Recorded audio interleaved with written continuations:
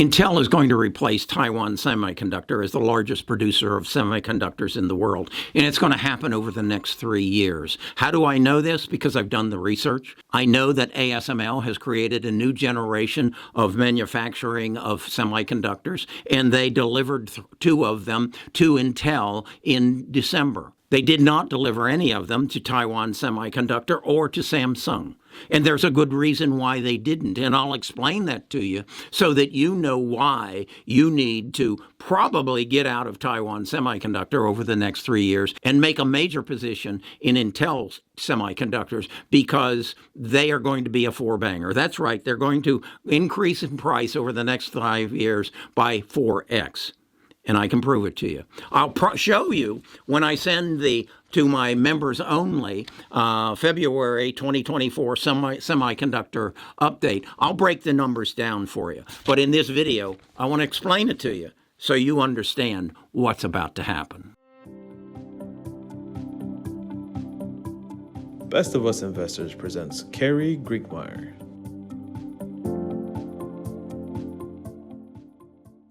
The United States lost control of the semiconductor business as Intel moved from number 1 to about number 12 in the world, as they just sat back on their laurels and said, we're a dividend-generating company, we're not a cutting-edge company. But the United States, as a country, recognized that they had to get back in the business. It was not safe for our security to have the largest producers of semiconductors in Taiwan and North and South Korea. So with that in mind, the United States government passed the CHIP Act, and they went shopping and said, who's in a position that can build the foundries we need so that we have the ability to build the best semiconductors here in the United States? And the only one that qualified in any way was Intel. Well, Intel was basically building CPUs, and they were building them for toasters and refrigerators rather than for jet airplanes, and working with NVIDIA. No, NVIDIA was making their chips all with Taiwan Semiconductor. Well, at the same time this was happening, ASML, who makes the machine that's the size of a double-decker bus that is enclosed and encapsulated and uses Zeiss Icon lenses and mirrors. And this machine cost roughly $400 million. And they came out with, just recently, in the last 3 years, they announced that they had the next generation of the machine to make even a better semiconductor. And they announced that to NVIDIA and to ARM and to Advanced Micro Devices. And they all said, we want these. Come on, Taiwan and Samsung, when are you going to make them? Well, Taiwan had bought the prior best product from ASML, and they haven't had it long enough to monetize it and profit off of it. It's, again, they cost $400 million. So you've got to produce X number of wafers out of it to make semiconductors to get your investment out and make a profit. And they both said, we aren't going to be in a position, ASML, until 2030 to buy your next generation of product. So ASML said, well, who are we going to sell it to? Well, about that time, the United States government said, we're in a precarious position. We've got all of the semiconductors coming out of Taiwan and South Korea, and then China's getting into it, and we're sitting on our hands. This isn't secure. So the United States passed a CHIP Act. I believe it was in probably 2021, and it's for $6.3 trillion to bring the manufacturing of semiconductors back to the United States. So the United States government went to Intel and said, hey, why don't you buy some of ASML's new generation of chips or of wafer makers so that we can bring the manufacturing back to the United States? And Intel went out and hired their past president, so that and he said, yeah, I'll take this on, but I need some financing help. And so out of this CHIP Act, just last Friday, Intel was awarded $10 billion. Well, this whole project to build the four, as best as I can determine, two in Arizona and two in Columbus, Ohio, is going to cost about $50 billion. Well, the U.S. just gave them a grant for $10 billion. Well, that means they got a 20% down payment on this. So they need another $40 billion to get this done. But the real important thing is that Taiwan and Samsung are not in a position to buy these new producers of the next generation of semiconductors because they have not capitalized and paid out for the machines they got now. So they aren't going to be competition. So then what the government, I believe, said, okay, we'll give you the $10 billion and we'll help you float some bonds or find the additional financing. Hell, it might come from Sam Altman in his project. But they're going to get Intel financed so that they can build this new generation of semiconductors. So I'm guessing that the government said, okay, you go get signed contracts from NVIDIA, from Micron, from Advanced Micro Devices, and any of the others, and also from Apple, from Microsoft, from Meta, all the biggies, that if in fact you produce the next generation of chips, that they will buy them from us. You get signed contracts, bring them to us, and as soon as you do, we'll award you the $10 billion. That's what the government said, I believe,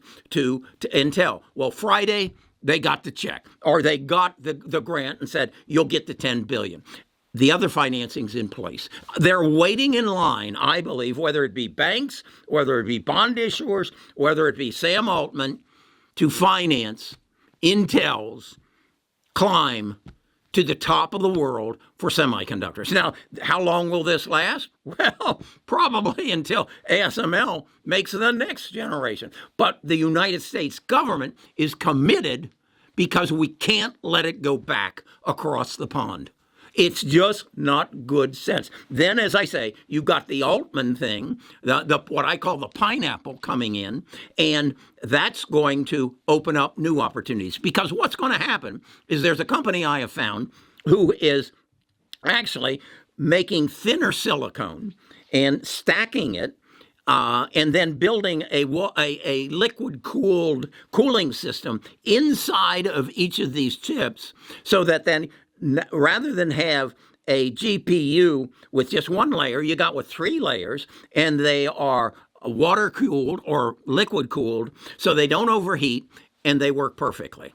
Okay, this is what's happening. It will be in my February analysis of the semiconductor. Now, the February one's only going to my members of our tribe, and those are the people who are in our Platinum program and in our Premium Plus program. And you can find that going to the link below here to Best of Us Investors, and you can sign up. You will then get a copy of a total down to the nitty-gritty detail of why ASML has already shipped 2 of their high NA EVU lithographical tools at the price of $400 million a piece. They shipped 2 of them. They got 2 more on the loading dock. It takes so many containers or a huge jet airplane to get them to the United States, but they're coming. So what do you do about it? Well, I think the first thing you do is you get my February report, which is going to explain the logistics of how ASML is going to supply Intel. But what's equally as important is who are the other companies that are going to come along? Who who's going to design that chiplet I was telling you about? Who's going to design that relay system that basically senses when the chiplet's getting too hot and transfers it to another chiplet so it doesn't overheat? Who is the company that's going to test each of these semiconductors as they come? And there's a million of them on each wafer.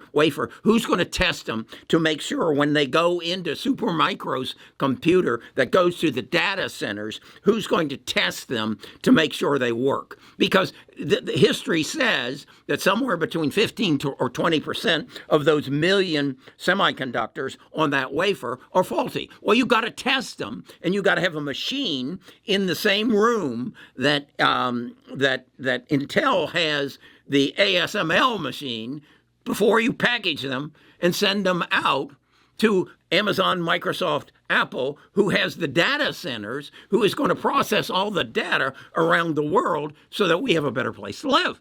It's that simple. It's that simple. And that's why Intel will replace Taiwan Semiconductor and Samsung as the leading semiconductor manufacturer in the world. And guess what? I'm the only guy who's figured this out. Yeah. Oh, Joe Biden has a general understanding of it. Oh, that's the other thing. Why is this happening now? Why is it just? Why did they make that grant last Friday? That $10 billion grant last Friday. You want to know why? Because between now and November, Joe Biden's going to stand on a platform and he's going to tell you how he saved the world, how he saved the United States from being overrun by a Taiwanese or a Korean off our shores semiconductor, the most important industry in our future, how he saved the world. Not that other guy or not that lady, but Joe. And you will hear about it. He will announce it before November, probably somewhere in the middle of March, right after that banking relief program is released and a bunch of our banks come forward and say, we're in trouble because of commercial real estate. And then Janet will say, Janet will tell Jerome, you need to lower those interest rates. And the whole thing will ignite. But you need to know who's on my cheat sheet. The list of the bus, where is it here? It's in here. I promise it's in here, and it'll be in the one I'll send you February. It's what I call my cheat sheet, and it lists all the stocks in the bus 13. These are the stocks that are going to be the major players in the semiconductor world. There's all kinds. There's 9 different levels of and aspects of semiconductors, and at what price you should be buying them. And one of the premier prices is what price should you be buying Intel at now? Because it's going to be a 4-banger. It can't help but be, as it takes over the position as the largest manufacturer of semiconductors, and semiconductors become the most important item in the future of the world. Because it's going to bring all the knowledge of the world to us. So we'll be able to compare the 300 billion molecules that are available in the world to the 30 million molecules that are in our bodies so that we can cure cancer. You didn't know about that? So that we can cure heart disease. So Kerry can live to be 150 years of age. You didn't know about this? Maybe you need to join our tribe. Maybe you need to show up at our Friday meetings where we talk about things like this, where we share our knowledge. This is becoming a team sport. And the team meets every Friday at bestofusinvestors.com. Come join the tribe. Come become a part of the future. The future is coming faster than you think. And what I'm striving to do is pull those curtains aside on the window so you can peer out and you can see, I know what's going to happen next. Yeah, That's what I'm all about. That's what makes me happy. And I want to make you happy. See you next Friday at our Stock Talk.